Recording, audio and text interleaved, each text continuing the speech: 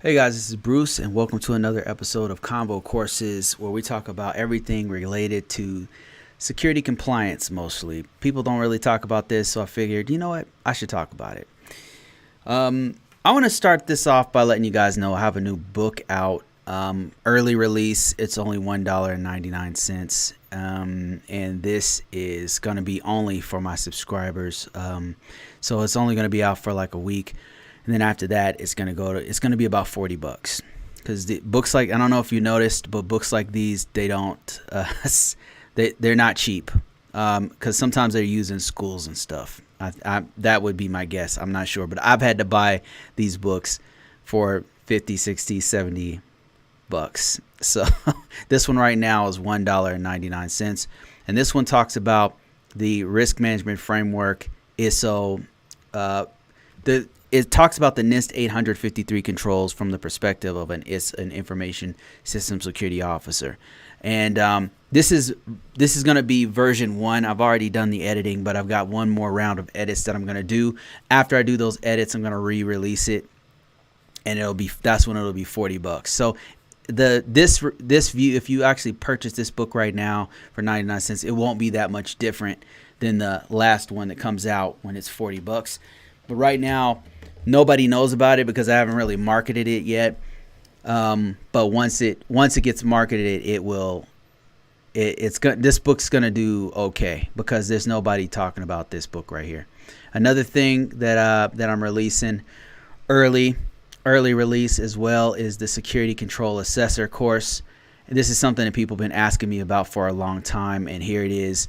The early release of this is, of course, going to be cheaper, just like I always do, and then I increase the price over time as I release more modules of it. As the hours of this course increases, for example, I went from like 4 hours in the beginning and released it for like $100, some of my previous courses, and then now it's like 12 hours, and it's like almost $300 and probably more as I add more content to it. So yeah, those are the two courses that I have out right now. If you're interested in those, go check them out. It's a book that has the controls, the NIST 800 controls, and the SCA course. And both of these are released. And I'm releasing them right now because I'm actually going to be out of the country for some time, and I won't be able to do this when I'm out and about going to all these different countries and stuff. I wanted to start off with some TikTok questions, and let me just switch my screens real quick. Bear with me. So somebody asked me on TikTok. I've been getting some really good engagement on TikTok actually, and a lot of good questions. And if you didn't know, I have a TikTok. Just go to TikTok and type in ConvoCourses and join me there.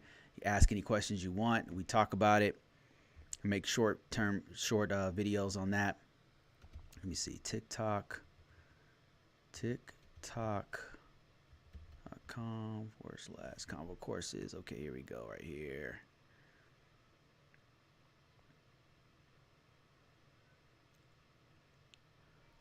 And where's the questions on this? Questions, comments, complaints.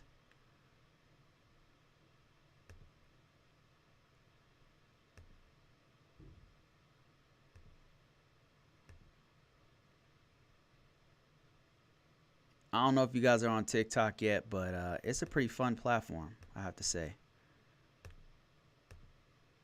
It's like you have to think about the content a whole different way in order to deliver it properly on that platform because it's so short. So you got to like really get to the point.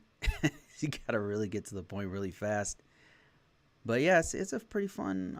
I've enjoyed making content on this one. It's forced me to like think outside the box a little bit. All right, let me see my first round of questions. I had a pretty good question about what questions they ask for SCAs. Like there's a dude, he's about to get into the SCA work, and he's about to have an interview for it. And he wanted to know how to prepare for it. So let me show you that right here. All right, so here's the question. I don't know if you guys saw this video. So I'm making like meme type videos over here. I don't know if you can hear this. Anyway, he asked me about, see if I could pause this. Yeah. He said, preparing for interview for this coming Monday for a security control assessor position with the hiring manager, project management, and the lead assessor. And what kind of questions should I expect? Okay, so I can actually answer this one because I actually was an assessor. My last job was a risk assessor. It wasn't a security control assessor. There's a difference between what I was doing and what he's going to be doing. But I could tell you as a risk assessor, here's the questions that they ask me. And I threw something together real quick. And if you're interested in getting this, and you can go ahead and sign up. This is downloadable. If you go to Risk Management Framework and go to the SCA course, just sign up. Sign-up's for free, and then you'll see that this thing is downloadable for free. So just go in there. Here it is right here, SCA questions. You can literally download this right here if you're interested. And the link is in the description below. So, okay, here's the questions that they ask me as a risk assessor. So let me get context in this. So what they were trying to do is gauge how much I knew about the frameworks, because we would be using different frameworks to do assessments. My whole job, like 95% of my job, was assessments. We did something like 13 assessments for each one of our clients. And then at the end of that, we would give them a deliverable. So we had one for like physical security, a wireless assessment. We had one for their documentation piece. We had one for their internal, external, and DMZ assessments. And then we would run the scans. We go on site. We collect all the data, and then we give them a report. And that was due it was like quarterly. So that's a lot of work to do every 3 months, right? And we have to do all this whole report and give it to them. That was the job, and we did it over 2 or 3 different frameworks. They mostly use CIS. They had their own variant that was based off of CIS, but every now and then we had one that was based off of NIST or based off of PCI compliance and stuff like that. So during the course of this interview, when I first did this, I think it was 3 years ago, 2019, just before COVID, and they were asking me like these kinds of questions. They said, okay, what can you tell me about X security compliance framework? So they asked me like, we see on your resume that you have experience with NIST. What can you tell me about the NIST? And they wanted to know gauge my knowledge of the risk management framework, NIST 800 risk management framework. They wanted to know that. But if they had seen anything else on my resume, if they'd seen DSS, PCI, DSS, HIPAA, or anything, they would have asked me the same question. But since they knew it was NIST, they asked me, can you explain the steps of risk management framework? And then I did. I just broke it down to them, just like I do every week on here, just talking about each one of the steps of the risk management framework. Then they said, okay, what did you do for your previous customer? Your previous employer. What did you do for your previous employer for the risk management framework? And I just explained to them, well, I was worked with NASA, and I was an information system security officer. So I had to go through all the steps. I had to prepare the system. I had to talk to stakeholders during the prepare stage. I had to help out with categorization. Usually the organization did that, but I would help them if they had any questions, which they did from time to time about categorization, security categorization of the system. They would ask me, okay, what did you do for selection of the security controls? I'd say, well, sometimes we'd have to go through the controls to see which ones should be tailored in or tailored out. We had to take some out, put some in, and things like that, and it would change whenever there was a major modification sometimes, or if there was a different site. And then they said, okay, well, what else would? And I'd tell them, well, assessments, that was another part of it, but we mostly did self-assessments to make sure that we were good before IG inspection came. And then I would tell them, I would go through each one of the phases of risk management framework. So by the end of it, they knew I really knew what I was talking about because I was going right off the head with it. And that's kind of how prepared you need to be. If you know this stuff, if you've done it before, or if you need a refresher like PCI compliance, I couldn't really go off the head with that. I'd have to Google it and then go through it and then refresh my memory before the interview. That's what you want to do before the interview. They're going to ask you about frameworks because they want to know if you know the framework. And the reason why that's important to an SCA is because when you're interacting with a client, when you're interacting with a customer or somebody you're going to scan, you need to know, like, is this a developed, how developed is this system? Where are they in the risk management framework process? How developed is this system? So that's why you kind of need to know a little bit about risk management framework. Not only that, but you need to know like what impact levels the system is, and that all ties into NIST 837. So that's why they're going to ask you framework type questions. They want to know how deep you are into it. And if you don't have experience with risk management framework or whatever framework, PCI, HIPAA, whatever, just go read up on it. Because if you even have had any kind of experience with any of the frameworks, this is the beauty of security compliance. If you know one, you have a very good foothold on all of them. And I'm not even joking with you. I've been hired for jobs for doing completely different security frameworks when I didn't know that one. I'm deep in the NIST. The last job I had, we didn't really do NIST that much. We were doing mostly CIS. We did a little bit of PCI compliance. But the thing is, the beauty of it is, since I know NIST so well, as soon as they start talking about PCI compliance, I'm like, okay, I know how to do this. I've done this before. I've looked at policies before. I've looked at access control. I know that they have to have event viewing, event logs, and stuff like that. Because it's all the same. It's the same security controls. Anyway, what other control questions did they ask me? They said, "Did you implement any controls?" They want to know how hands-on was I. They asked me, "What other frameworks do you know? We see that you have experience with NIST. What other frameworks do you know?" And I told them, "Well, I've dabbled a little bit in PCI compliance. I know what it is. I haven't done a lot of hands-on with it, but I do know what that one is. HIPAA, I have some experience with that one, but not very much. And then ISO 27001, I definitely know that one." And then I told them I think at the time I had SOC experience, like I had SOC 2 experience, and I just had interacted with that one at my last. So I just told them that, and then they would ask me deeper questions into that framework. And at that place that I was working at, we needed to know several different frameworks. Right. And it was more important that I knew the process well enough to adapt to any other framework, so that they didn't ding me for not knowing those other ones or not having experience with those ones. But as soon as I told them, "Oh yeah, I've touched PCI before," they would immediately say, "Okay, well, have you done an assessment with PCI compliance before?"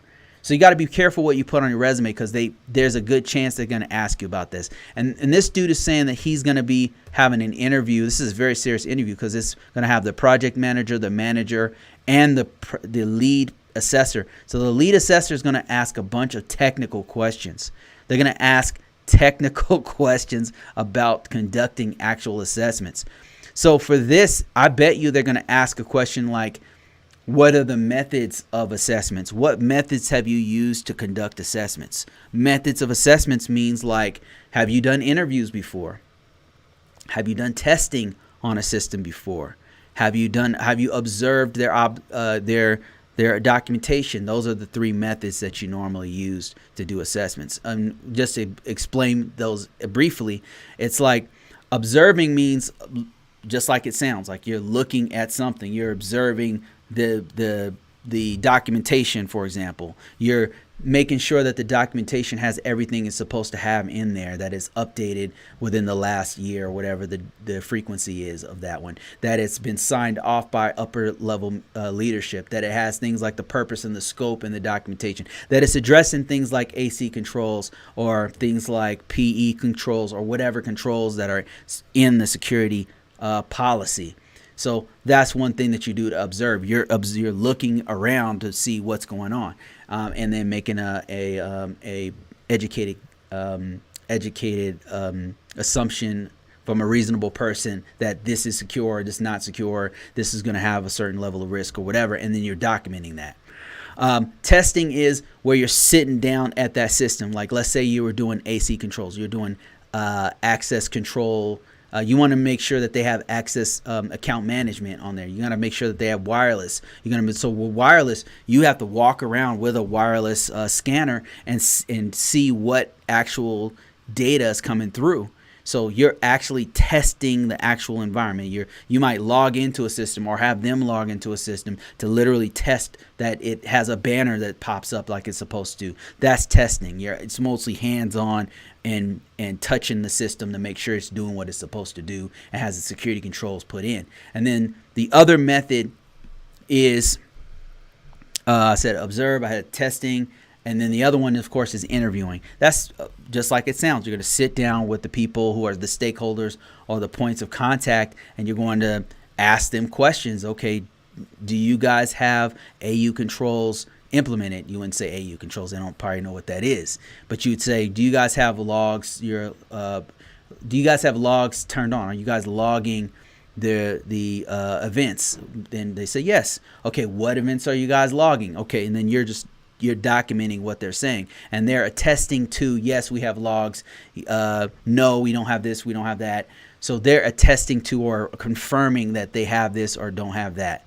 So those are the three methods, and they will ask about that guaranteed if you have a technical interview with the assessor.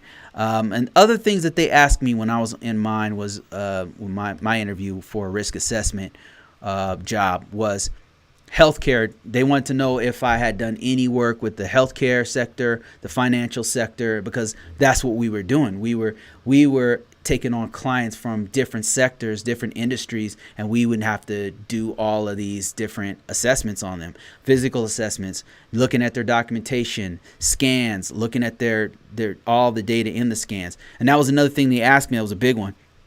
What tools did I use? They asked me what network scanner. They asked me specifically, looks like you have some experience with Nessus.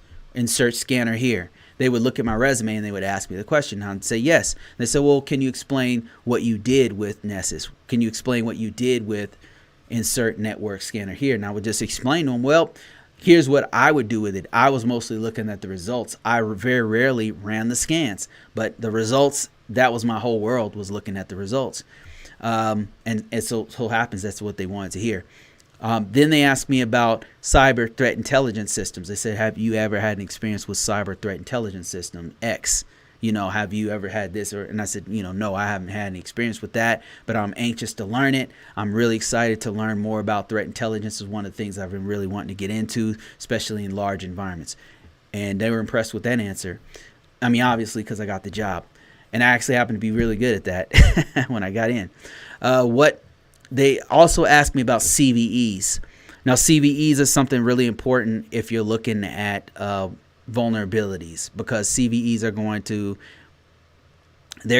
help you to evaluate the severity of a vulnerability. And you know what? Let me just bring it up real quick instead of talking about it. What is a CVE? So this is a really big one. CVE database. This is something that you're going to have to know about if they ask you. So what happens is all these different vendors, Microsoft, Cisco, Oracle, name a vendor, they have vulnerabilities, right? And they're all over the place. They have their own rating system. They have their own level that they would determine. But there has to be some common way of evaluating each one of these vulnerabilities. And that's what the CVEs have done very effectively. So whenever they get something from a different vendor, they give it a CVSS score. And here's kind of what it looks like. And this is kind of a lot to take in. But just what you need to know about it is that it's a way to consolidate all the vendors and give that vulnerability where, regardless of the vendor, a certain level of risk, a certain risk level. So, for example, a low risk level CVSS score would be something like the system isn't logging errors properly, right? It's internally, it's not exposing them to the internet, but it's inside, it's just kind of shooting out these errors, right? And a scanner would pick up on that and say, hey, this thing is not doing the logs like it's supposed to. Well, it's a low severity score, because who can really how much exposure does it have? Is it out there on the internet? Can somebody take that error and then reverse engineer and know what the system is or anything? No, it's a low impact vulnerability, as opposed to a high impact vulnerability, and that would be let me see if I can find an example of that. That would be something, while I'm looking, that would be something like a bug that allows somebody to bypass the authentication. Like they don't have to use a password. That happens. That actually happens from time to time. Just mistakes happen, it just it just happens from time to time. So kind of look, okay, here's an example of a couple of CVEs I just randomly chose. This is an example of a CVE. This is something that you're going to have to know as a SCA, or if you're doing any kind of risk level stuff, risk management type stuff, vulnerability management type stuff, you have to know what the CVEs are. And it's just a common vulnerability. I can't remember what the E is, but it's a common vulnerability database that allows you to more accurately assess the risk against other vendors and other vulnerabilities. It's really effective. They get a lot of things right, and that's why every industry has been using the CVE scores. And another thing it's really good at is the CVE IDs, because you have so many. Before CVEs got big, I was in this field before it got big, and it was chaos. I mean, because it was hard to track the vulnerabilities as they were coming out. And having a CVE identity, like a unique code that identifies that particular vulnerability and the year, you see how this says 2008? I'm going to have to do a whole video about this. But see how it has the year here? That identifies the year that it came out. That's very relevant, because if you have a very old CVE, they're going to be more susceptible to known attacks, and it'll be easier, in theory, to actually exploit that particular system, because this has been out there for so long that somebody could develop an entire suite of tools to bypass the authentication or whatever the vulnerability is.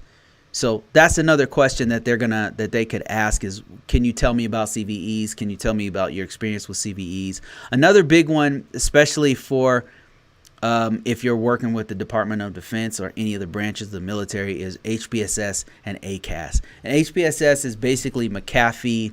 It's a McAfee EPO, which is an endpoint protection system. McAfee endpoint protection is what it is, and it's basically like a firewall that sits on the system that does things like analyzes threats, analyzes data going in and going out, and make sure that if you do click on a suspicious link, it'll stop any traffic from anything from being downloaded, or I think it can even make sure nothing is extracted off of the network. So that's what HPS is. HPSS is a host-based security system, and then ACAS is a fancy, not a fancy word. It's an acronym for the federal government's program to use Nessus. It's basically Nessus. That's all it is. It's Tenable, actually, because they use a whole suite of tools from Tenable. The biggest tool being Nessus Scanner. They're going to want to know what you know about Nessus, and then McAfee endpoint protection. They're going to definitely ask those ones. So these are some of the questions that you may be asked if you're doing if you're going for a SCA type position, an assessor role.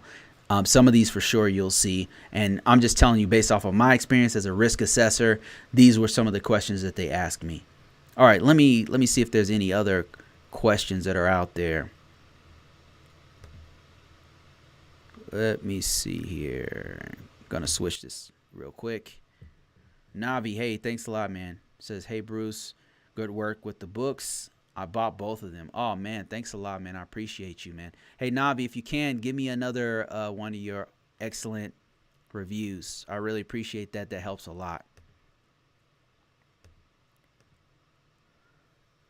And if you guys didn't know, I've got some, I'm writing a whole series of risk management framework books.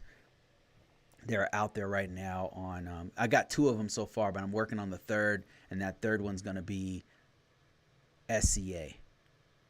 And if you didn't know, actually, if you didn't know, here's the book right here. The link is in the description below. Right now, this book is $1.99 because I'm reaching out to my base to get this thing out for as low cost as possible. It will be on PDF once I get the final deliverable. And what I think I'll do with the PDF is I'll add more stuff in that PDF that you're going to get. This is going to be a $40 book. So right now, if you want to get it on Amazon, nobody knows about this. Once you release it on Amazon, there's so many hundreds of thousands of books. It's just one of many grains of sand out there. So I'm telling you guys right now, go and buy this $1.99 book. It's going to go up to like $40 once I get the final edit out there. This is the initial edit, and it's going to be updated. It won't be that much different, to be honest with you, from this book that you see. But there it is right there, and it'll have a hard copy. It'll have I'll do a PDF version of it. It'll be sold on the site and all that kind of stuff. If you could wait for that one if you like, or get both. I mean, it's only $1.99, so now's the time to buy it. And for all of you guys who've been waiting for our SCA course, here it is. Right now is a low price.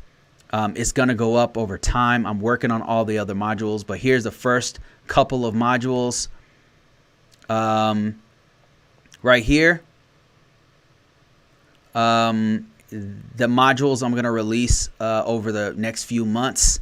Over time, we're going to be talking a lot about this. I know the last job I did, that's all I did for 2 years straight, is just back-to-back SCA. I know a lot about the methodology. I'm going to share with you guys everything I know. It's just going to take me a while to crank all this stuff out. So right now, I'm still working on it. I'm putting stuff out there for you, and so just bear with me. But right now, it's a low cost of $200. If you get in now, this is not going to remain $200. I don't know if you've ever taken a course or something for SCA, but they're hundreds and hundreds and sometimes thousands of dollars. I'm doing this at a price point that I believe that people can afford. $200 for now. It's going to go up as I release more stuff into it, just like I did with the other ones. Navi says, would the SCA role give opportunities to run vulnerability scans? I think doing scans would help break up some of the spreadsheet work of 853A, working on those book reviews now. So I can show you how to conduct a scan. Like I can show you like where you can go to get your own tools to do the scans. That's something that I could do, and then walk people through how to do that. But for now, what you have is this is coming from the perspective, the process is coming from the perspective of somebody who's not done it before. Like this is a person who's not ever done it. They don't know anything about it. And this is telling you what it is and the process. So my belief, Nabi, is that if you understand why you're doing it, and if you know how to prepare, because that's another big piece that I'm going to be releasing soon. If you know how to prepare, that's 90% of the work. The easy stuff is actually running the scan. The easy stuff is actually doing the different methods of assessing. The easy thing is interviewing. The easy thing is observing. All that stuff's easy. If you get the preparation right beforehand, everything else falls into place. At the last position I was at, and we had a cyber risk program, and the main thing that we had to do was prepare. Most of the work we did was knowing exactly what we had to scan, interacting with the right people, having meetings every week with those people to make sure that we consolidated and got everything right before we actually conducted the assessment. And then the assessment happened. The assessment would only last a couple hours, right? Or if it was a scan, it might last an hour. It depends on how many nodes we were scanning, all that kind of stuff. The most important piece that if you get it right, you're going to be successful is the preparation. Before you even prepare, you got to know the process. So that's right. That's what a lot of the focus is going to be on. The methods, of course, that's going to be a big piece of it, because what I'm going to do is I'm going to go through each family and show you how to assess each family. I'm going to say, let's take AU controls. AU controls are auditing, are logging. So I'm going to show you, like, okay, here's the questions you would ask if you were conducting an interview. Here's the methods that you might use to actually look at the audit logs to make sure that they're turned on. And how do you compare those against the policy? What does the policy say? What are they actually doing? And then, of course, the testing. Okay, let's see if you have those turned on. Where do you go in Windows to actually check the event viewer? Like, how would you do that? Those are the kinds of things that I'll do per family. That, of course, is going to take me a while to do. So just like what I did with the ISSO Risk Management Framework Foundations course, I released it over time, and it worked out better because I'm able to add more value over time and interact with you guys on more personal levels. Like you just asked me, how about running a vulnerability scan? Like, that's something I might implement if I have the opportunity to work with a vulnerability scanning organization, and maybe they give me their tool for free. They let me give it to you guys or something like that. That might happen, and that's the beauty of having this kind of interaction like this. So yeah, it's out there right now. If you guys are interested in it, sign up for free. Check it out. There's some free stuff on it. I'm going to be releasing a ton of free stuff on SCA. I'm actually working on a SCA book right now. So if you happen to be interested in that book, sign up for that. Tell me, hey, Bruce, I'm interested in this. I want to get this book. But in the meantime, I've got the security control book out right now. This is much longer than the first one I did. It's more in depth. It's more personal. It's got my voice in it. I'm telling you real stories of stuff that happened to me for some of these control families to give you context into how to interpret them. And this is my take on it. I've been doing this for over 20 years now. So, take it for what it's worth. For me, it's always a conversation, and I love to learn. So if there's anything that you guys can teach me, I'm all ears, man. You might find it in one of my books one day. So, all right, that's it for that one. Let me see. I got some other questions. Let me see if I can find those. Thanks for that, Navi. I appreciate that. I had another question from someone, and I'll address this other dude's question on TikTok. I'm getting a lot of engagement on TikTok. It's really been a fun platform so far. Fun to actually figure out how to continue to teach in such a short platforms like that. Like when I only have a minute to teach. It's been interesting. Let me see. I had some other questions, and I'm looking for that right now. Okay, here we go. Let me see here. I want to show you guys this one. So in this one, I did this video about how a dude's making $90K in Charlotte, North Carolina, and all I'm doing is saying this career path is recession proof. And somebody said in here, it's country proof. You can literally work doing cybersecurity or IT security, whatever, and you could work in another country. And I think that that's absolutely true. So it's a great cert to have. And somebody asked me the question of, they said, help a brother out. How do I join? And how do you get in this? It really depends on where you're at. Like, it depends on what level of where you're coming in at. Like, if you happen to be an IT guy who's on the help desk and you've been doing it for 2, 3, 4, 5 years, whatever, customer service, helping people fix their routers or something like that, you can probably, it's a resume issue. There might be something you can adjust your resume to actually get into cybersecurity and make more money, because you're going to specialize in something. Somebody told me a long time ago, when I was first getting into IT, they said, just about anybody can come in and do help desk or IT or whatever, but very few people specialize. And when you specialize, that's where the money is. And what he was telling me is, like, you got to specialize, like find something, whether it's networking. I asked him, like, well, what should I do? He said, it doesn't matter. Just find something and specialize in it.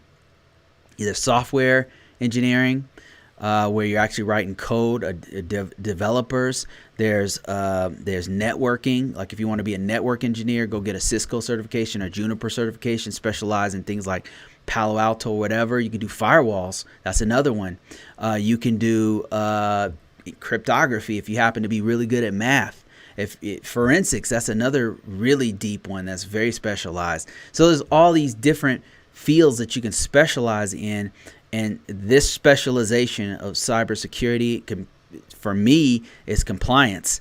It's been very lucrative and it's been recession proof. I know that, like, there's all these doomsday sayers saying that everything's going to collapse and, the dollar's going to go to zero and all this kind of crazy stuff I've been hearing back to back on the internet. And it's like, no matter what happens, people are still going to use cybersecurity. No matter what happens, people are still going to be like, hey, we have to protect our data, right? Because we're not going to just suddenly, the only thing that might happen that might end it all would be like, God forbid, like a EMP that destroys all data, right? But even then, what are we going to do as humans? We're going to create computers again, and we're going to be right back where we are, and then cybersecurity is still going to be important. So I just don't see it going away. It's recession proof. I've been doing this through, 2 different recessions now, and I'm still getting calls like crazy, and still getting job offers, still getting all kinds of opportunities. So how do you do it? Where do you start? Go to ConvoCourses.com.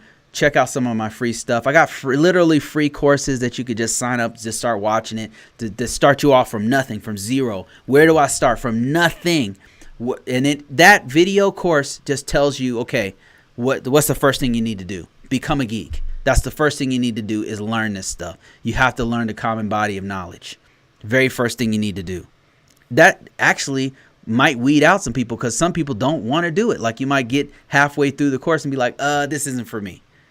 So let me show you where that is, that free course. If you happen to be starting from absolute zero. Most of the stuff is for people who've been doing IT for some time, and I'm talking to them mostly. Those are the people who mostly interact with me. But here's one right here, cybersecurity entry level. And this is like, what do you, like, you have no experience whatsoever. Where do you start?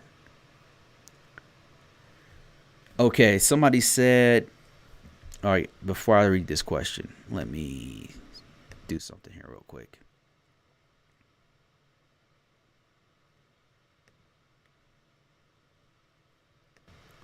Okay, the question is SOC analyst the only entry level in cybersecurity? It seems like the only one I'm getting offered. No. Kamar, that's not the only entry level position. Help desk was the one I was familiar with. Field tech is another one. Customer support is another one. There's many different entry levels into this field, into cybersecurity. The reason why you're only getting offered that probably has something to do with your resume. There's something on your resume that is very tasty to the security operations center people. And so that's what you keep getting offered. So what you want to do is highlight, and this is, okay, I got to pay some bills real quick, so just bear with me, Kamar. So you got to realize, like, a lot of people have the same question that you have, the magic of the internet. So one of my courses, in my personal opinion, my best course, the things that's been paying me for years, is this little skill that I have right here. Resume marketing for cybersecurity and IT.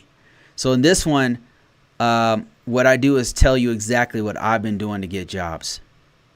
And one of the key features is something I'm going to show you right now. One of the key things that I do is this right here. Keyword research. And I put those in my resume. So let me show you. Right now, I'm actually in the middle of looking for positions. I'm looking for a job right now. So if you happen to be in a place where you are looking for a person, I'm looking for a job right now. Let me show you something. Let me go to my log into LinkedIn. I had all this stuff set up, but of course, all of it crashed. So, got to do something about this setup because this is no bueno. Okay, as we were saying, so let's say you are trying to get a position. I'll just walk you through what I do. So if I was trying to get another position in another organization, let's say it was forensics, here's what I would do. This is in my course, by the way. Forensics jobs. I'm going to look at forensics jobs first of all. I'm going to do my own research. This is what you got to do. Now, if you're in security operations center, think about what career path you want to go into, because now it's time for you to level up. And you got to put this on your resume. But first, you got to do your research to figure out what are those key words you need to put on there to make you more desirable for forensics or whatever you're going to get yourself into. So right now, we're looking at forensics. So if I was trying to get into forensics, first of all, I want to know how much do they pay? Very important question, because I got to pay my bills. I got to take care of my kids. I got a whole bunch of stuff I need to do. So this is pretty good. It's a pretty good job. But maybe that's only for that position. Like, are there any other ones? Let's see. I'm going to go to this one. And another place we can go is Glassdoor, by the way. Glassdoor is probably one of the best ones if you're looking for salary, because they'll tell you the salary range of different levels of forensic scientists and engineers. Whereas these are real jobs. This is no joke. I mean, this is real deal right here. But we want to know, like, okay, let's say I have zero experience doing this. Are they going to pay me $100,000? Probably not. Glassdoor will show you all that kind of stuff. So I would include that in my research. I'm looking at prices. I'm looking at what kinds of things that they want in their. What kinds of a really important one is what kind of work do they do? Responsibilities and activities. So they're going to develop. They want me to develop strategies and plans to achieve security requirements and address identified risks. I can do that. I mean, I've been doing that for years. I'm not seeing anything like crazy here. I'm not seeing anything crazy. They want a bachelor's degree, 5 or more years of experience with. I could literally sign up for this one. Look at this. Just doing a little bit of research on forensics, and I found entry level type forensics position. But then I have to do another resume. I have to do an actual interview with them to figure out, is this a forensics position? So this is not telling me a lot about forensics. So I don't even know why this came up, but I'd have to talk to them about that. And that's what I would do. Further research, because this looks like an entry level position for forensics. So what I'm doing here is gathering information. What do they want to see on my resume? What do they want me to do?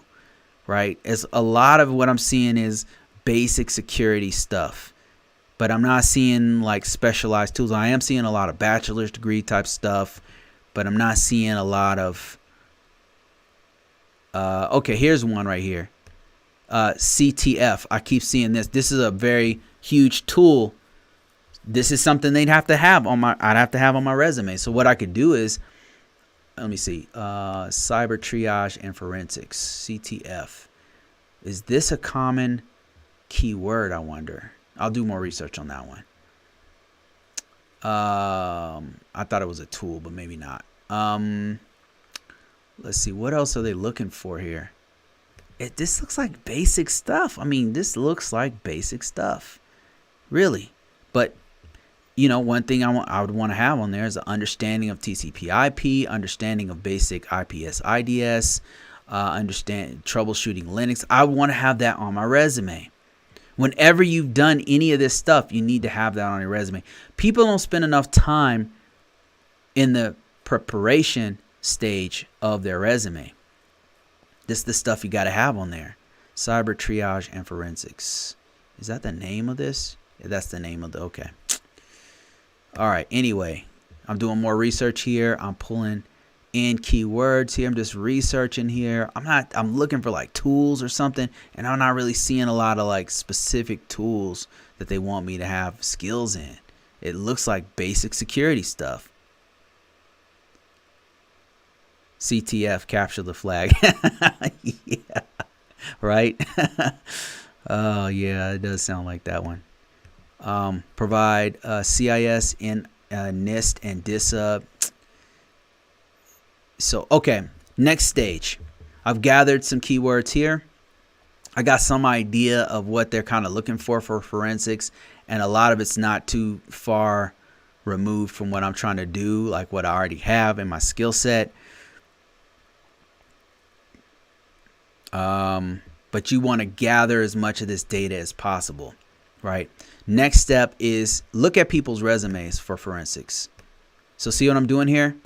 I searched forensics. It's got jobs, right? It showed me all the jobs. That's cool. But now I want to look at people's resumes. So I'm going to go with people. And I'm basically stealing. That's all I'm doing is I'm stealing information from this dude. This dude is a #1 search for forensics. Why? There's a reason. Because his resume is dope. That's why. So I'm going to look at what this guy does. Look, this guy has forensics in the title of some of his positions at Blue Origin. But look at this, cybersecurity analyst. All right, what else did he do? Let's see. Okay, this dude was in the military. Forensics analyst. Intrusion analyst. Now, you might be thinking to yourself, well, Bruce, like what? I've never been a forensics analyst. So what I would do is I would take training to be, I would put this in my resume. I'd say training to become a forensic analyst. All right. Now, of course, I'd have to be training to become a forensics analyst. What this does is it puts it in my resume so that when people are looking for it, when people are searching for forensics analysts, now I'm going to come up in one of the results because I put the words forensics analyst in my resume. Now, it says training, but I would explain that to them once they got to me. I'm sure that my resume is going to be good enough to where they're going to see it and be like, well, can you do this? Like, are you sure you want to? And I tell them all my experience and anything I've ever done as an analyst. Somebody says it's not stealing, it's appropriating. Were you in the Army before? Because the Army would never call stuff stealing. They would always call it appropriating. Anyway. So this dude, the reason why he's coming up #1 is because it's listed on his resume several times as in forensics. So that's what that's what you're doing. You're appropriating some of the information. Now here's another dude who's also in the lead for forensics. These guys know what they're talking about. These guys know what they're talking about.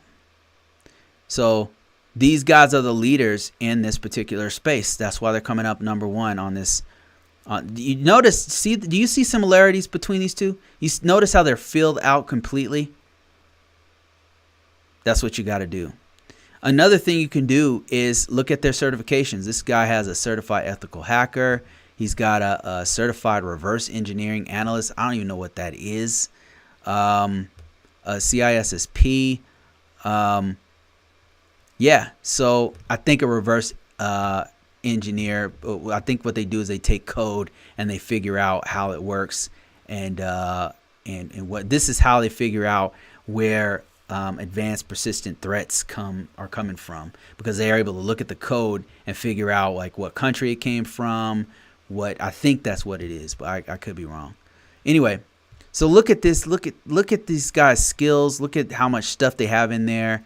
This is the kind of stuff you want to see. And you want to copy what they're doing, appropriate what they're doing.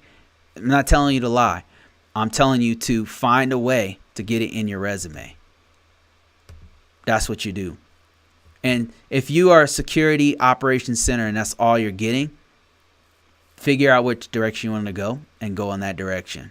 But that takes work on your part, because if you want to go into forensics, you got to start leaning in that direction. You got to start doing research on what certifications that you need. If you want to go into program management, of course, you probably want to put on there studying for my PMP, and then actually be studying for your PMP.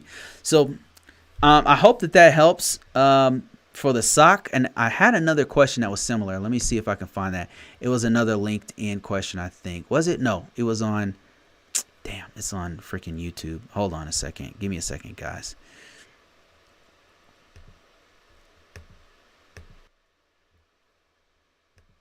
All right, let me see. Let me look up YouTube.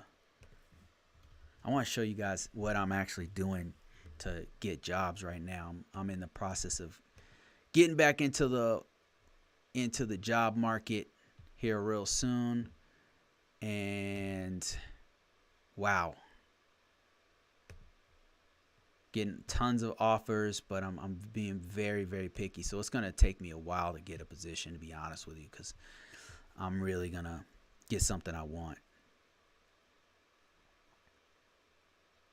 All I'm doing right now is going into my comments.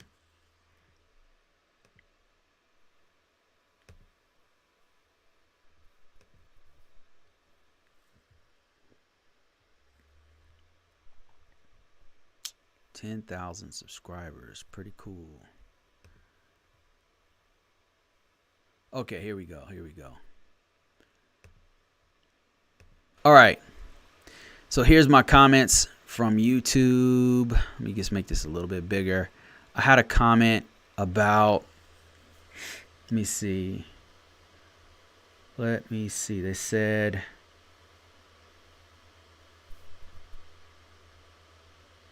something about having a master's degree. SVT says lying on your resume will get you nowhere, but understanding that a lot of your experience parallels the listed job requirements. Bruce details this in this course. That's exactly what I'm saying. Well, I could not have said that better myself. He says, I'm not trying to tell you to lie in your resume. What I'm trying to do is have you to extract the actual security that you do have, experience that you do have. I'm trying to have you extract all the security experience that you already have and put that in, highlight that in your resume. That's what I'm trying to have you do, because that's all I've done. Whenever I've transitioned from one, I've been in like 3 different fields. Like I was an ArcSite engineer. Like I literally put together ArcSite systems. That was my job. And then I also did security and analyst work, cybersecurity analyst work, which is very different from compliance. And that's the other one I did, compliance, and also was a field tech at one time, a Unix administrator and a field tech. I did 4 different positions, and the way that I did each one, and I was also a network engineer. The way I did each one was I would take my resume and I'd redo it to where it highlights all the networking stuff I did. If I wanted to do network engineering, I would highlight all the networking stuff I did. Like I would think, okay, what job was I in? Okay, I was in this job. I remember I did this with networking, and then I would just highlight that. It would be at the top. I would reword it. And then if I was doing compliance, of course, I got tons of stuff from compliance that I've been doing over the years. I just was focused. Okay, I remember I was at Ball Aerospace. What did I do for compliance? All right, I remember I helped them write a policy. You got to think about all the stuff you've done with compliance. If you're trying to do forensics, same thing. You got to think about all the things that you've done with forensics. If it's nothing, then of course you got to do some work in forensics to get in there. All right, let me see. I had a question from, okay, here it is right here. Before I get to that, SVT says, it's very likely that there are literally tons of things that you do every day that are exactly the same as security work. That's exactly what I'm trying to say. Like a lot of IT guys, they approach me, especially a lot of military guys. They'll approach me and say, Bruce, like I'm getting out of the military, or I'm telling you, I get so many people telling me this, so many. Like I get it on LinkedIn, I get it on email, I get it on and I tell them, okay, well, send me your resume. Let me take a look at it, and if I have time, I'll do it for free sometimes. And then I'll look at it, and it's like all this IT experience, and it's like All they had to do was make a small adjustment. But that means they got to know the industry a little bit, because I don't know what they've done. And it's not written down. It's not documented. So all I do is I tell them, look, what security stuff have you done?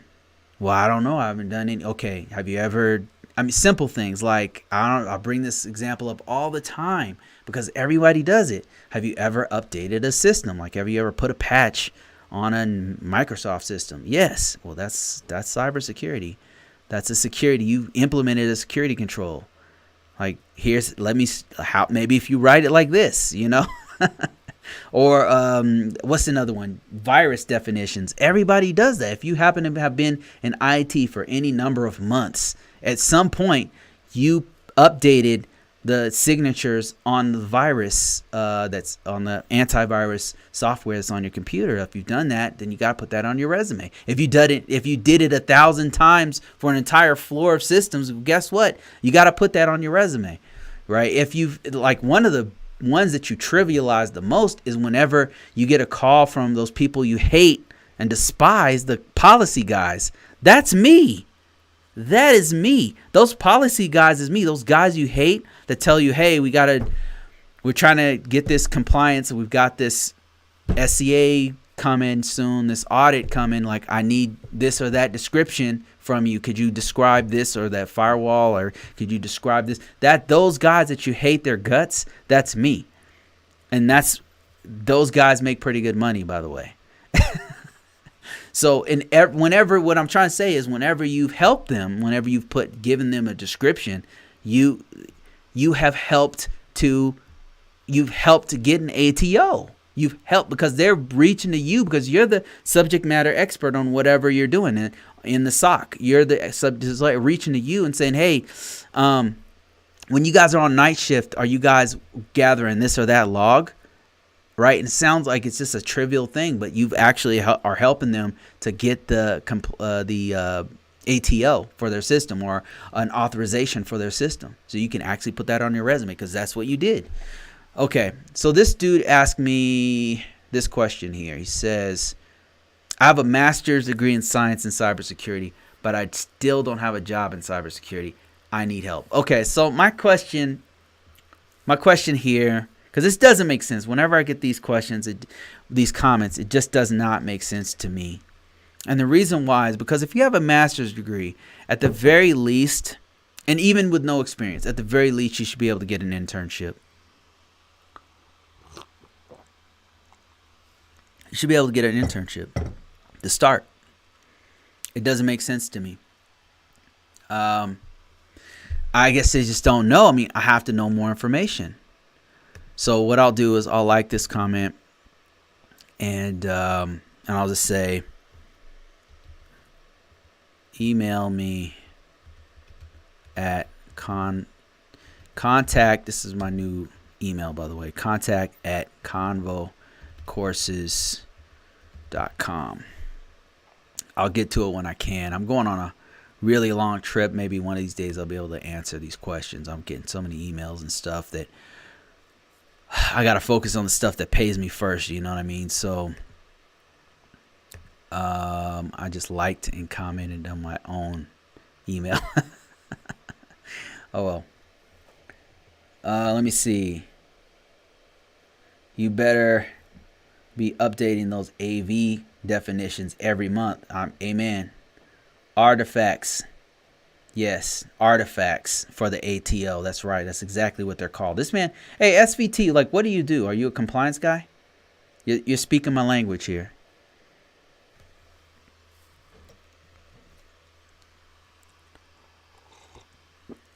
Okay, let's see. Somebody said CISSP, CAP, and CISM. Let me see. What was the question here?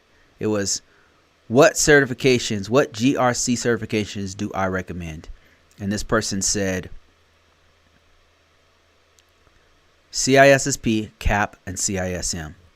Can I add to anything on this? GRC. So first of all, a GRC means governance, risk, and compliance. And so all the stuff that I talk about on this channel, that's GRC. So a GRC these are the primary, these are the main ones that they look at. But to be honest with you, other ones would be Security Plus. And Security Plus is probably one of the most popular ones. It's not a high level certification, but it doesn't, certification isn't as big as the actual experience. The experience matters the most, to be honest with you. Like there's a lot of focus on certifications and stuff, but it's really the experience that's going to get you there. But since we're on this topic of certifications and which ones you need for GRC, here's a good list to take a look at. I show this one a lot because it's important, especially if you're trying to get a job in the federal space, federal or state.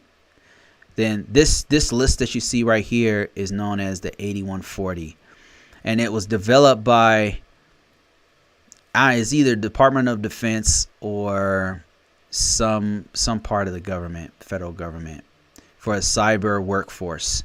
And what it's breaking down here, if I can just explain this real quick, is different levels of information assurance. Information assurance is like your level of confidence for you to operate a system. Like if you had a system that has very important information that's protecting people's private information, such as vet database, right? The veterans database that is controlled by the Veteran Affairs Office. Probably not a good example because they've been hacked and or leaked data several times, but that's neither here nor there, and that's another topic that's a whole nother video. We're not talking about that. What we're focused on is the IA, information assurance. That this IA means information assurance technician, levels 1, 2, and 3. And so information assurance just means the level of confidence that the organization has for that information, for that system. So you've got IAM here, and this stands for Information Assurance Managers, levels 1, 2, and 3. And you can see that they have a suggested, some suggested certifications here. Like if you're an IAT1 or an Information Assurance Technician level 1, they suggest that you have a A+, a CCNA security, which is a really hard cert, so I don't know why that's on the same level as an A+, but they didn't ask for my opinion when they came up with this list. SSCP, and then as you go up, you have higher levels of certifications that they require. So for the technical side, and then for the management side, it's the same thing. So if you are an IAM level 1, that would be like a low level supervisor or something like that. Like you are a supervisor of two people, let's say.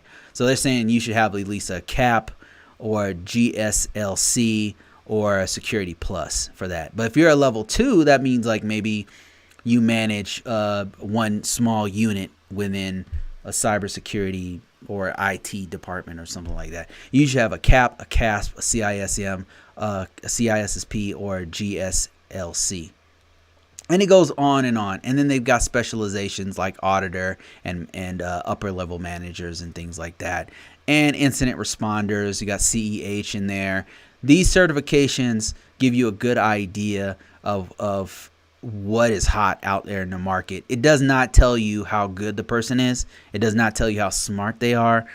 That's a misconception. I've met some very dumb CISSPs, and I've met some very smart people who had no certifications, no degrees. They were like that janitor. Have you ever seen that movie Good Will Hunting? They were janitors doing astronomical theoretical physics on a blackboard at night as they were sweeping floors. I met people like that, and they had no degrees and no certifications, and they were scary smart. They were terrifyingly smart, and it was no wonder they were getting paid more than everybody else. I've met people like that. So certification does not say how smart you are. It tells you how well. It tells you that you passed the test. That's what it tells you. But that being said, the HR departments know what these certifications are because it's on this list. It's advertised quite a bit. So if you have a CISSP, good on you, man. Like that's a smart move because this is a very marketable certification. Security Plus is also a very marketable certification. You can see it here. It's in 3 different areas here. You can be a manager, an IAT level 1, a 2. And this is not something that's just kept within off of being marketed by the DoD and other organizations.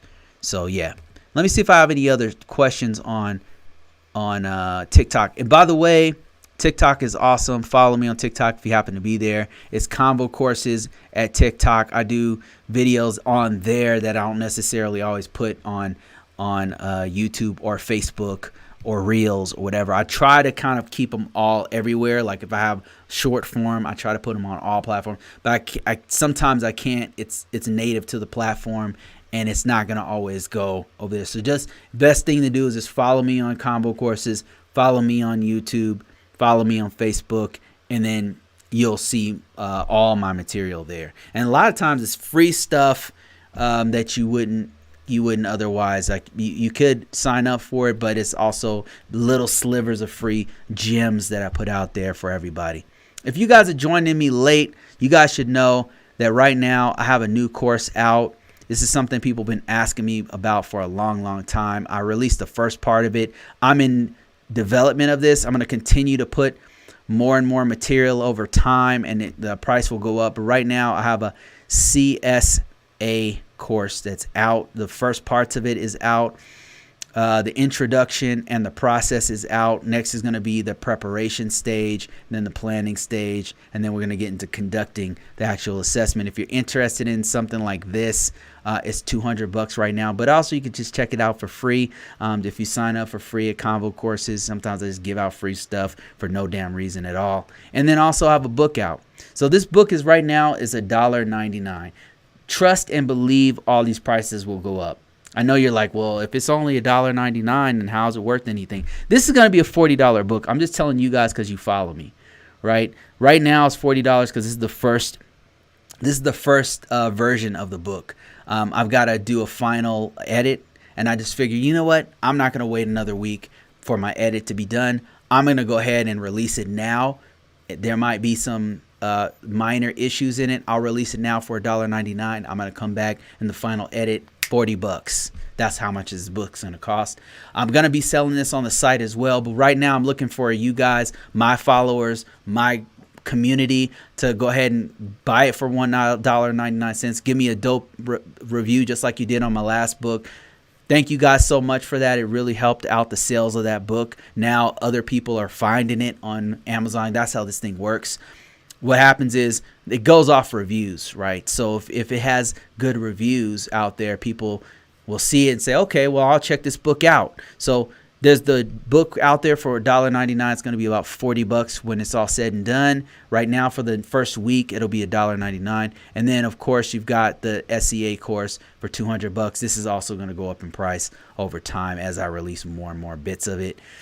So thank you guys so much for all of your support. It's been great to actually participate in this community, because that's what this is. Let me see if I have any other questions that I can answer right now. Let me see. Oh, so you're an ISSO, Information System Security Officer. Man, I've done that for so long.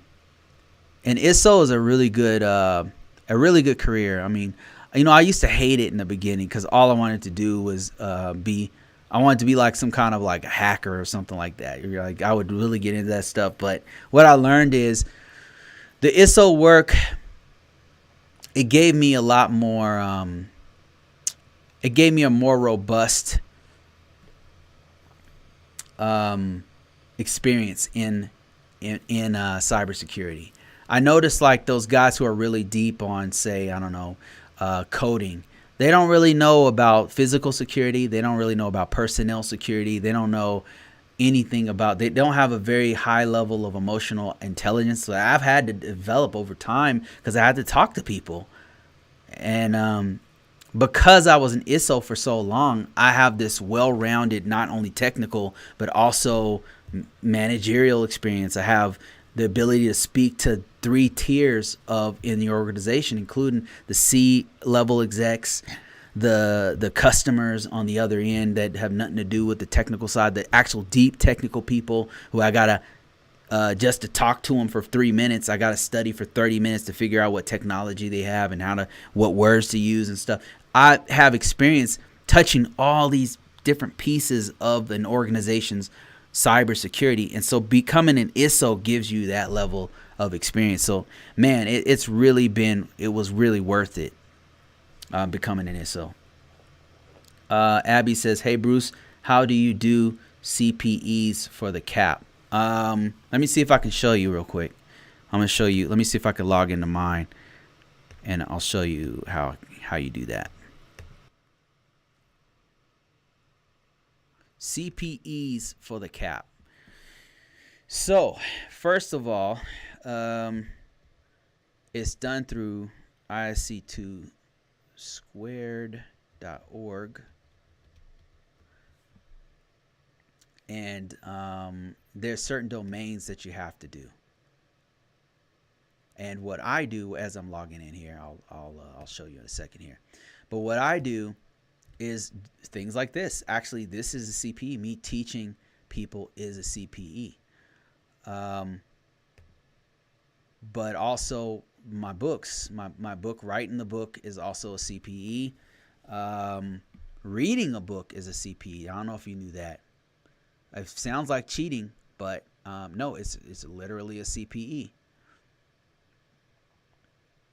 And let me show you. Let me see if I can find the domains. What if I was just okay? Let me see if I can add one real quick.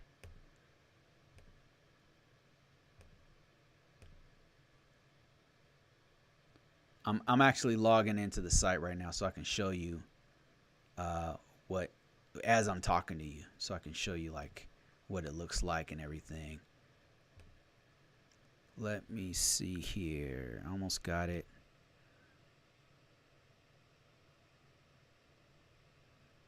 Okay.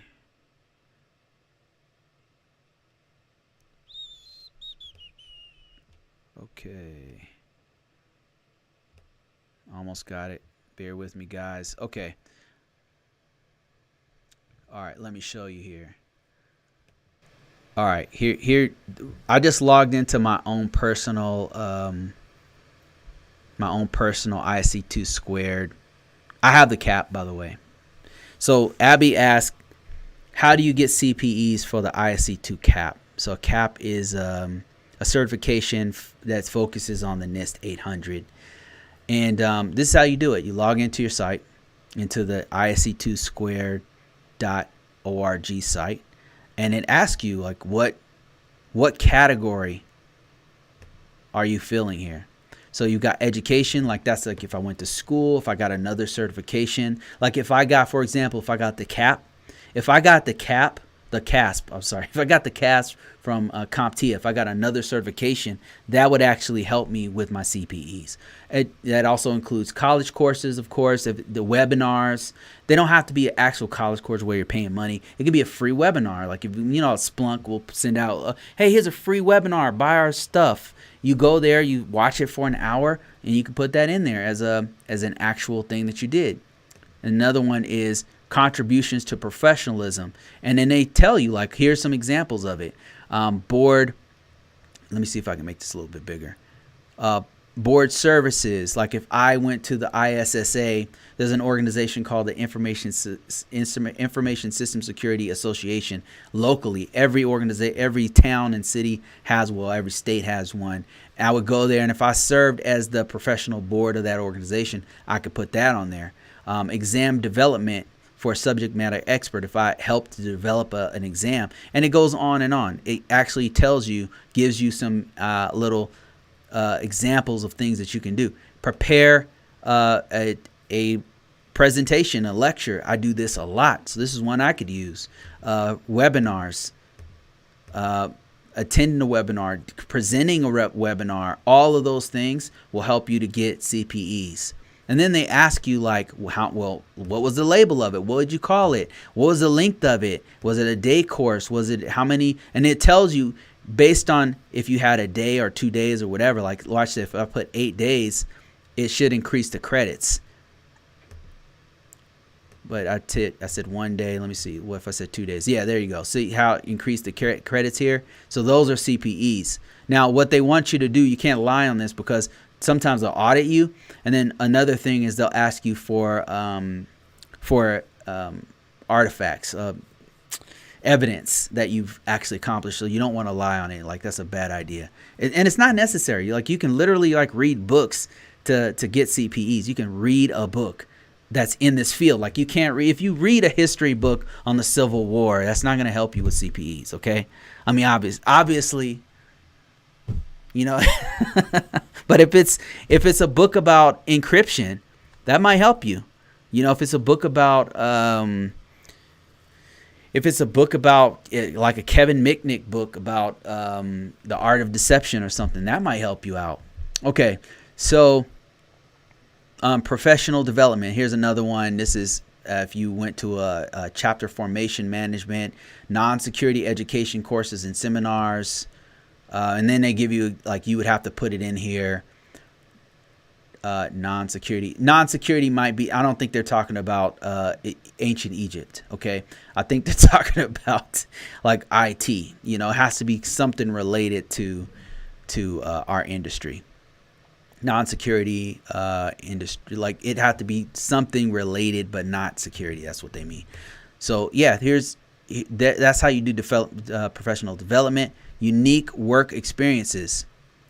I mean, here you go right here. You would explain this like this is your actual job. You can put stuff from your job in here as your actual stuff here. And then, of course, you can upload evidence of this. If you had training, I know at the last place I worked at, we would have training at once a month. We'd have deep training. Once a week, many times a week, actually, they would have us do other training on our own. And all the time, I could just put that stuff in there. And that would also count as my CPEs. No need to lie about it because you're doing stuff all the time. You just they just want you to document what you're doing. And then there's also a fee with that as well. So that is how you do CPEs for the CAP. What you're doing right now, watching me talk about risk management framework, is also CPEs. We've been talking, I've been on this for an hour. You could literally put in there the name of this. You could do a screenshot, put that in there as your evidence. I'm telling, like, it's actually pretty easy. That's the easy part. The hard part is probably the fee you have to pay, the maintenance fee. You know, that's probably the hard part.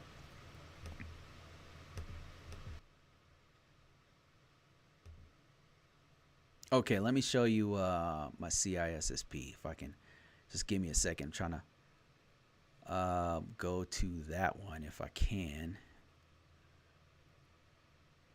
Let me see if I could show you that one. It's similar. CISSP is similar. Let me see here. Oh, here you go. I can show you some of the stuff I already did. Okay, yeah. Let me show you some of the stuff that I did for the CISSP. Let me make sure I'm not revealing too much of my own personal information here.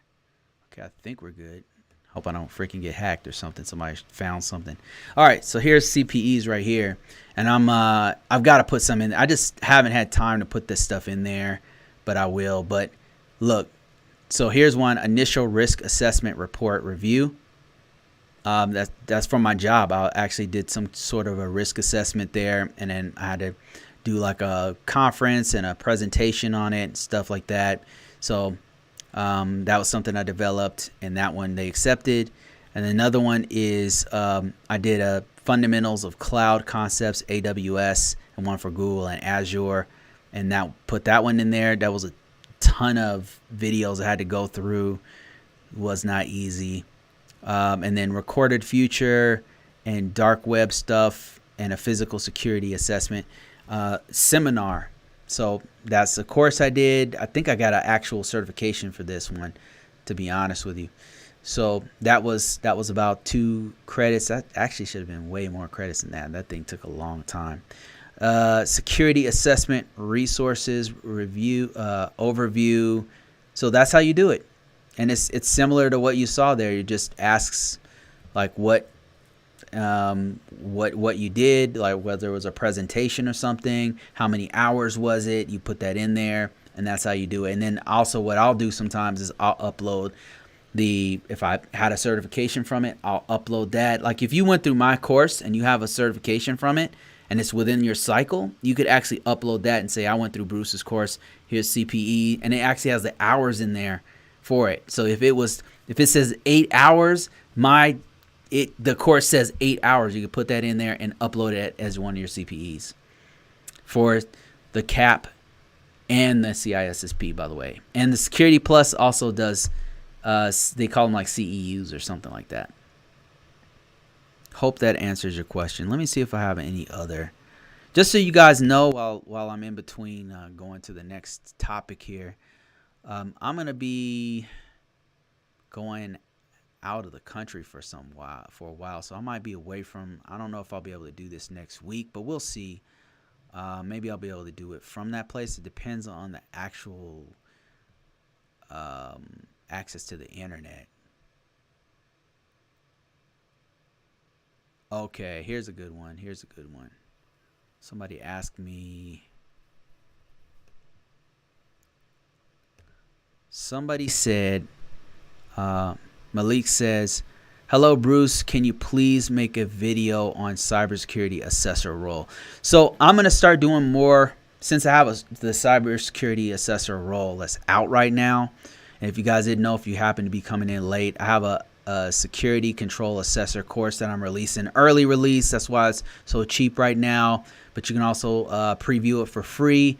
And it's all talking about exactly what his question was, which is cybersecurity assessor work, what you actually do, what you'd actually do to prepare. I'm going to be going into the methods that you use, the specific questions that you use for each family of controls.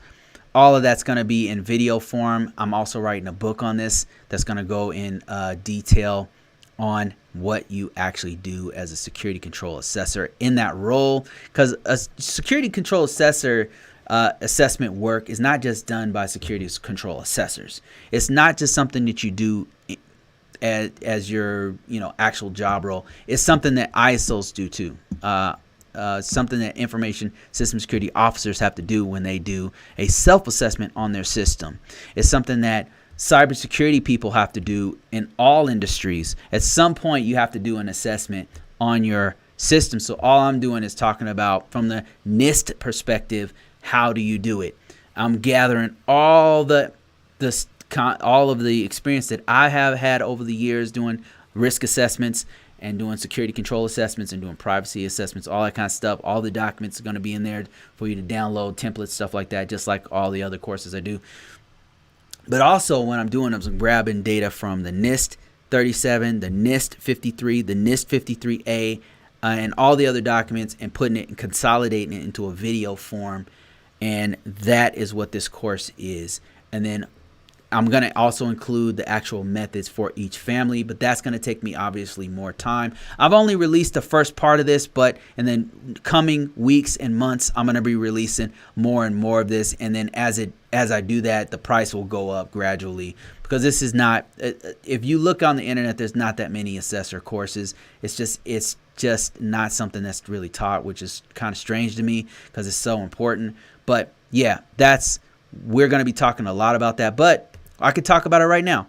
What kinds of tasks do you do as a security control assessor? Where's my question at? Where'd it go? I don't know. Where did it go? Anyway, he asked, what kinds of things do you do as a cybersecurity person doing assessments? I can answer this. So what you're doing is you're trying to determine the effectiveness of the security control that's implemented on a system. And an example of a security control, the one that everybody should be familiar with, would be identification and authentication, which is basically username and password. But it can also be multi-factor authentication. That is one example of a security control. So as an assessor, what would you do with this? You would use different methods to test whether or not the organization has implemented the identification and authentication properly. And those methods, the ones that they suggest, but It doesn't mean you have to stick with those. But the ones that they suggest is, they meaning the NIST documentation, is number one, observation.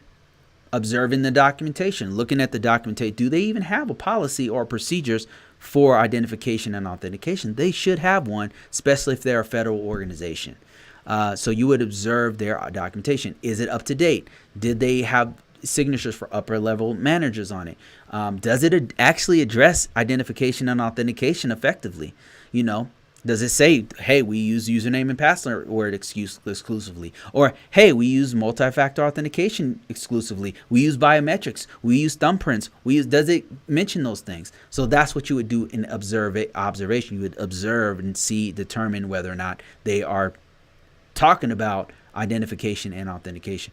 Another thing you would do is interviewing key people who are the people who are actually implementing the identification and authentication. If you went to the janitor and start asking them questions because they work there, and you say, hey, what kind of identification and authentication that you have? Obviously it's not going to work, right? You can't just go to HR and be like, hey, how, they might not know, right? So you don't want to ding the organization for something that, you have to sit down with key personnel. You got to sit down with people who are in charge of that particular thing, not necessarily being in charge, like they're in the know of the identification and authentication. Now, who are those people? Might be the information system security officer. They should probably know the identification and authentication that's going on within the organization for that particular system that you're doing the assessment on. Of course, your system administrators, they should know it. So they're going to ask them questions. What kind of questions do you ask them? I'll just give you a couple. Like one would be, what kind of authentication and identification do you use? And then if they say, well, we use username and password. Okay. How many, what's your passwords look like? What kinds of passwords? How long? What kind of characters do you have? How many characters do you have in your passwords? Right. And they might say, well, we use 8. And you might say, well, according to your policy, you guys are supposed to be using 12. So is it 8 or 12? Like those are questions you might ask like simple questions, but it has to match what they say in the policy. And then testing. That's the other thing. We talked about observation. We talked about interviews. And then the last one would be testing. Testing would be to actually see if they use those passwords. Like say you could have them allow you to make you an account. Say, hey, make me an account. And then you would observe, you would test whether or not they actually gave you that 14-character password. So that's another thing that you could test. Another thing you could do is if you ran a scan, that would be another way to test the system's the organization's mechanisms that manage the identification and authentication policy. That scan would then give you back and say, well, they're using 8-character passwords. It would see that it would test that out. So those are the 3 methods that you use. Those are the things that you do as an assessor. And those are the things that I'm going to be going into great detail on in this particular course. But it goes way deeper than that because you got to know how to prepare for it and all that kind of stuff. But also I'm going to be writing a book about it. I'm actually not going to be writing a book. I'm literally writing it right now. It's going to take me about a month and a half or so to write it. I don't know how long this one's going to be, so it might take a little longer. We'll see. What do you do as an SCA? Strike the terror in the hearts of the ISSOs. That's absolutely true. Like as an ISSO, it's terrifying to go through an assessment. But what I found, like one of the tricks that I used as an ISSO was I would run my own assessment. And I would make my own security assessment plan. I would do my own, I would document it in a security assessment report. And I would know what was going on before they got there. So I would still be like anxious. I'd be nervous that they're going to come here and find some stuff that we didn't see. But I'd be less anxious because I will have done my own homework. And I kind of already know where the skeletons are in the closet, so to speak. And so what I would try to do as an ISSO is I would try to address it before they got there. So I would run my own scan, so I already know, okay, damn, Okay, we got a clear text FTP, and stupid IT won't get rid of it because they're saying that we have to have it, right? So now we got to do a plan of action and milestone. Let me start that. Let me start that up. So I'm just doing all my homework so that when they find it, well, if they find it, right? Because I'm not going to volunteer that information. I know it's there. We got to fix it, obviously.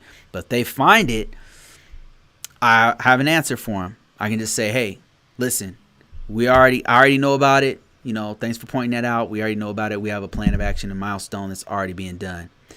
SVT says, my SCA is actually really cool. Our group used to think that they were the boogeyman, but when he saw that I had my crap together and was listening to him, he found issues. He understood that I was trying. That's exactly right, and that's a great relationship to have, because when at my previous position a few months ago, I quit like, I don't know, a month or two ago, and whenever I would find, like, the worst thing they could do is try to hide stuff,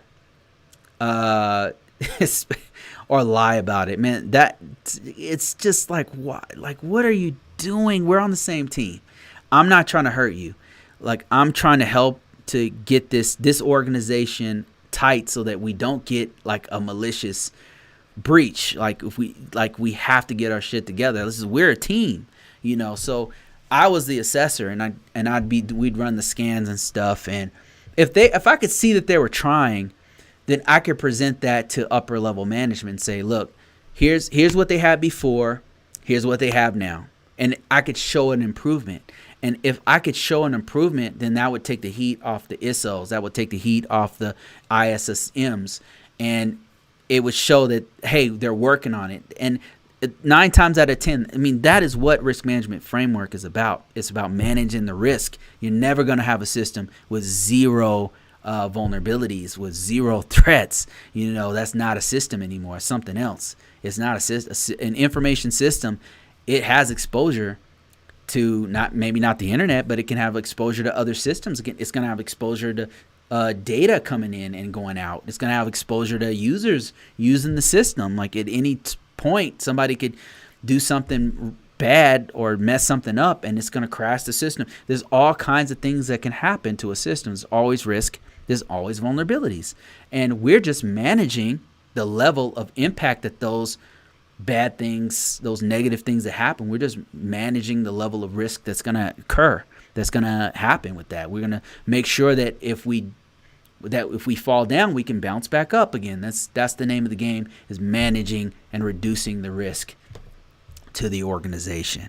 So if you just are forthcoming and tell them, look, here's where we're at. If you don't know, the worst thing that I found is either there's two.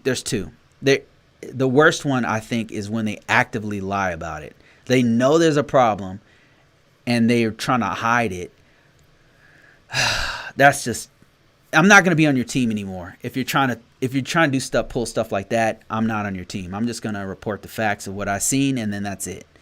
You know, but let me back up. The other bad thing is to not know anything. Because I ran scan, I go to a network or system, whatever, and I find something, and they absolutely were ignorant of it and had no idea. That's also pretty bad. But at the same time, it's like, how could they have known? You know, sometimes there's no way they could have. If they're not running their own scans and stuff, then how could they have known that? So.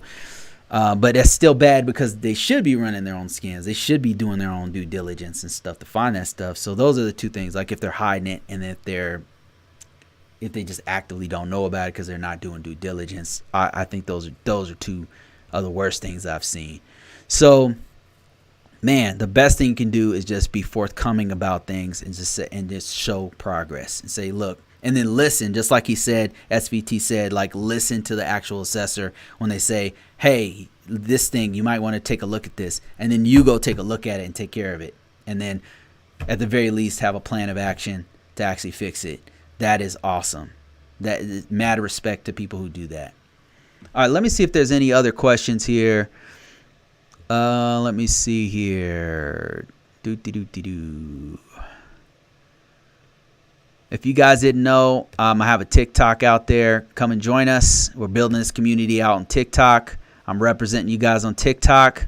Here we go. Look at this. Look at these awesome videos. These ridiculously awesome videos. Some of them are entertaining. And if you have any questions or whatever, then feel free to ask me on here. Look at this. My cat is on here. How many times have you seen my cat on YouTube? Never. That's when. Well, actually, I think I put this exact video on YouTube. But got to grow this to 10,000. That's our goal. 10,000 followers right there. And also, if you guys didn't know, in the link in description below, I've got another book that's out right now. Right now, it's $1.99. I'm going to be sending this out to my entire list here real soon.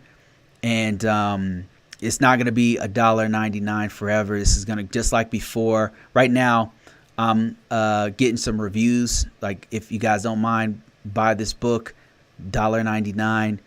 And then I'm going to update this book, and I'm going to have the printed version out, and I'm going to have the PDF out. So anybody, here's what I'm going to do.